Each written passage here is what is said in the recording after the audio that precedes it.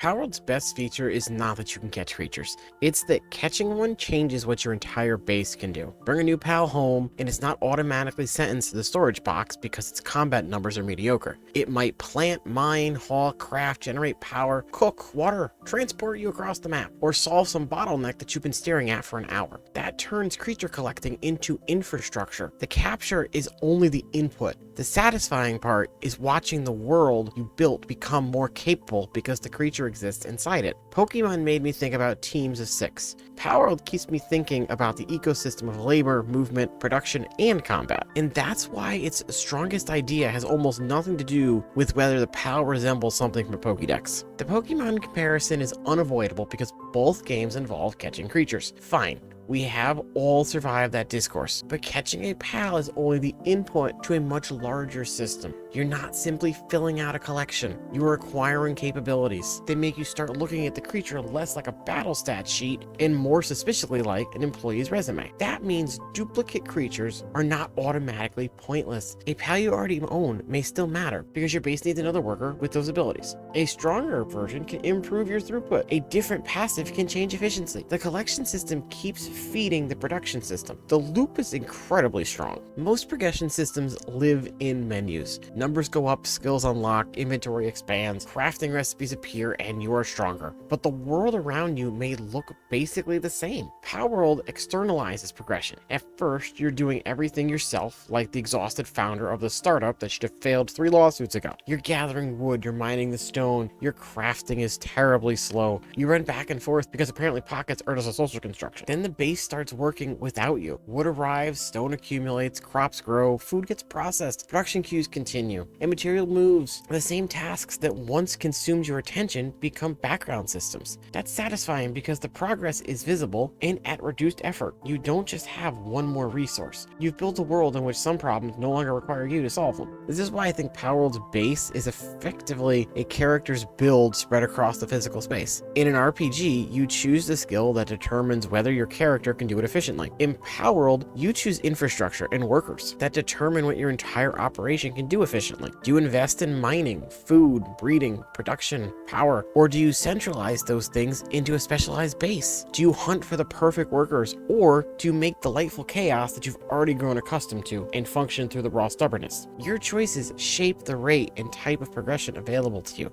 That gives the base strategic identity. 2 players can own many of the same pals and still build very different machines. Automation exists in a lot of survival games. What Palworld does exceptionally well is make the automation embodied. The work is performed by creatures you know. You can watch them carry materials. You can see them at the stations. You notice when somebody is stuck. You notice when the wrong pal decides that transporting 1 berry across the compound is apparently the highest nation's priority. That visibility matters because invisible automation is efficient, but visible automation is way more entertaining. A number increasing in the chest is useful, but a giant creature hauling resources while another one breathes fire into a furnace is the story. The base becomes a little ecosystem of competence and nonsense. And yes, sometimes the pathfinding turns the ecosystem into a wildfire documentary narrated by someone losing hope, but even the jank reinforces the sense that these are agents moving through space, not icons assigned on a spreadsheet. Here's the part that people miss when they reduce Palworld to Pokemon with guns. Work suitability creates attachment through usefulness.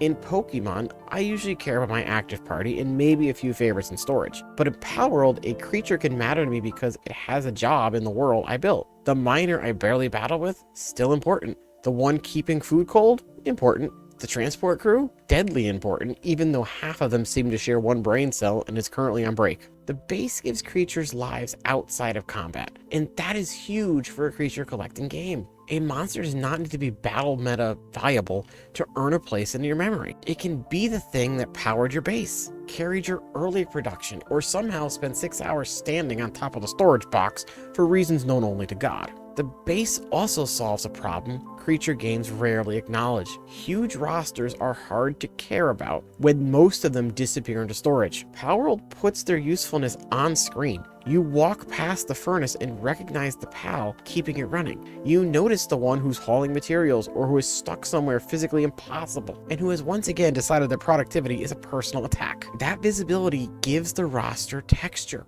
Even a non-combat pet becomes part of the identity of the place you built, because you see its contributions every time you return home. The first loop is obvious. Catch a pal, use it, get stronger. The second loop is where Palworld becomes something else entirely. A pal with useful work suitability changes the base. The base produces materials that change what you craft. New equipment changes how far you can travel. Traveling further exposes you to new pals, which can change the base again. This is not a collection sitting in a box waiting for battle. It's a feedback loop where the collection physically rewrites the infrastructure around you. And because the work is visible, the progression is legible. I can walk through the base and see what the team is doing. One area is handling food, another's producing materials, while another is carrying things badly because apparently pathfinding has declared war on common sense. The comedy helps, but the important part is visibility. The game turns abstract stats into a place. A normal survival game can give me the same sequence on paper: gather wood, craft a workbench, unlock metal, build better tool, reach new biome. Palworld adds personalities and bodies to that sequence. The production chain has creatures inside it. That means optimization creates attachment instead of replacing it. The pal that saves me time is not just a percentage bonus on a menu. It's the thing I keep seeing around my base. Utility creates familiarity. Familiarity creates a presence, and suddenly I care about a worker I originally caught just because I needed one specific job done. This is why I think automation is the feature other creature games should study. Not because every monster game needs factories, but because it answers a hard design question. What do creatures do when they're not in the active party?